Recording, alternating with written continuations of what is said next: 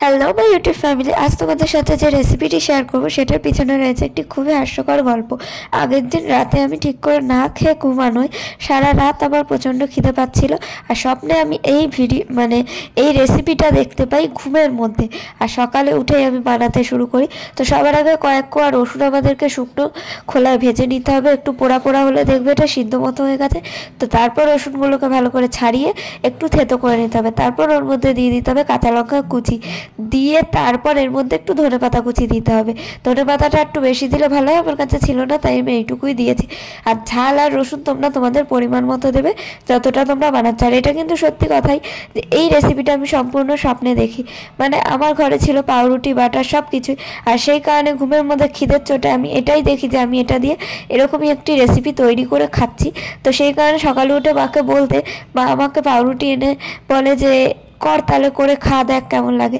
তো স্বপ্নাদেশ পায় মানুষ ঠাকুর দেবতার পুজো করার, অনেক রকমের জিনিস, সোনার গয়না, এটা ওটা মাটির তলায় আছে, এরকম স্বপ্নাদেশ পায়। আর আমি স্বপ্নে আদেশ পেয়েছি যে গার্লিক বাটার চিজ এইসব দিয়ে আর কি একটা স্যান্ডউইচ টাইপের বানানোর। তো সেটাই আজকে তোমাদের সাথে শেয়ার করছি। দেখতেই পেলে রসুন লঙ্কা ধনেপাতা একসাথে নিয়ে তার মধ্যে কিছুটা বাটার দিয়েছি আমুলের, দিয়ে তার মধ্যে গোলমরিচের গুঁড়ো দিচ্ছি। এবার তোমরা ঝালটা তোমাদের মতন দেবে, তো কোনো নুন লাগবে না, কারণ বাটার এমনি নোনতা হয় আর চিজও নোনতা হয়।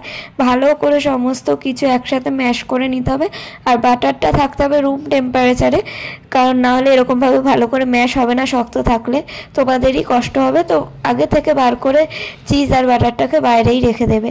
তারপর ভালো করে এগুলোকে ম্যাশ করে নেওয়ার পর একটা ক্রিমি ক্রিমি ভাব এসেছে, যাতে এটা বাটারটা ব্রেডের মধ্যে স্প্রেড করতে সুবিধা হয়, তাই এটা করা। আর এতে ব্রেডের টেস্টটাও বেড়ে যাবে।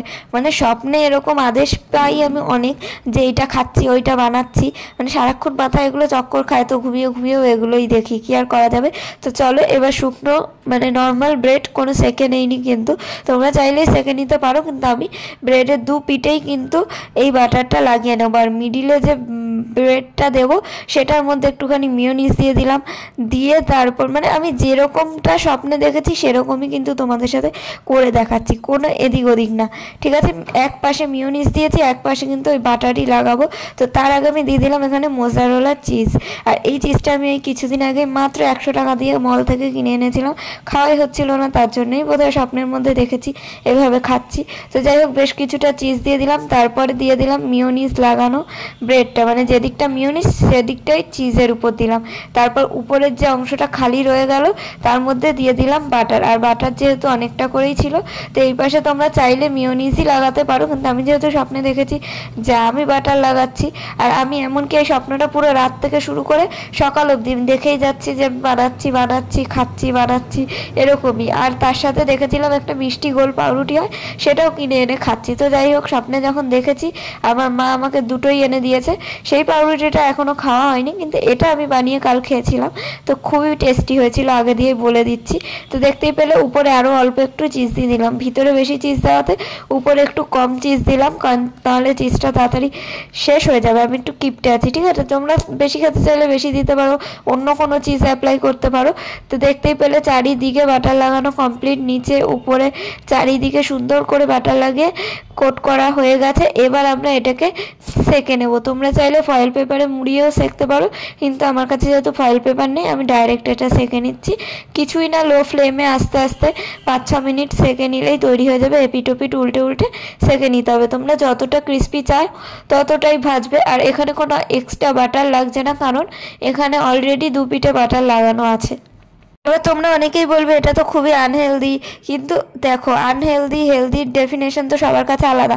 যেমন আমি একদম রোগা প্যাকাটি শুটকি, তো আমাকে সবাই বলে ঘি মাখন বেশি করে খাবি, চিজ বাটার। তো আমার কাছে এটা হেলদি। যারা আমার মায়ের মতো বা আমার দিদির মতো, যাদের চেহারা ভালো, মোটা সোটা বা থাইরয়েড কোলেস্ট্রল আছে, তাদের কাছে আবার এটা আনহেলদি। তো যেহেতু এটা আমি একা খেয়েছি, ঘরের কেউ খায়নি, তো সেই কারণে কোনো সমস্যা নেই। আর বাড়ির অন্যরা খেলে তাদেরটা আমি চিজ বাটার একটু কমিয়ে দিই। তোমরা সেইভাবেই বুঝে শুনে বানাবে।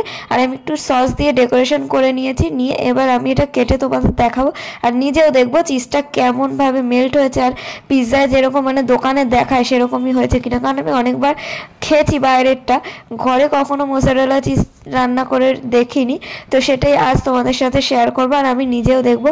আর আমি তো খুবই এক্সাইটেড ছিলাম যে ওরকম সুতোর মতো বেরায় কিনা, বুঝতেই পারছো যে প্রথমবার বানাচ্ছি। আর এখানে এরকম দেখলাম যে সুতো সুতো মতো বেরাচ্ছে, এক হাতে ক্যামেরা করা আর এক হাতে ভিডিও করা খুবই মানে দেখানো খুবই কষ্টের। এই যে দেখো কতটা লম্বা সুতোর মতো বেরালো, যেটা দেখে আমার খুবই ভালো লাগছিলো। আর ভাবলাম আজকে তোমাদেরকে খেয়ে দেখাই এটা কেমন। অন্যান্য দিন তো আমি কিছু খেয়ে দেখাতে পারি না, 1 মিনিটের ভিডিওর মধ্যে আর কি করে খেয়ে দেখাবো। আর এই যে দেখো আমি খেয়ে দেখাচ্ছি তার কারণ যে সুতোর মতো বেরায় কিনা সেটা জানার জন্যে। আর আমার মুখ চোখ দেখে ভাবছে এরকম লাগছে কেন, আসলে আমার শরীরটা খারাপ তার জন্য এরকম লাগছে। তো মুখের দিকে না তাকিয়ে খাবারের দিকে তাকো, দেখো কিরকম সুতোর মতো বেরাচ্ছে। আমার তো এটা খেতে দারুণ লেগেছিল। তাও ঘরে থাকা কিছু অল্প উপকরণ দিয়ে এটি বানিয়ে একবার ট্রাই করে দেখতেই পারো, খেতে কিন্তু বেশ ভালো হয়। এটার নাম কি দেওয়া যায় অবশ্যই কমেন্ট করে জানিয়ে। আর ভিডিওটা ভালো লাগলে লাইক কমেন্ট শেয়ার সাবস্ক্রাইব করে আমাদের পাশে থেকো। আর এই রেসিপিটির নাম কি দেওয়া যায় কমেন্ট করে কিন্তু জানাতে ভুলো না। আজকের মতো টাটা।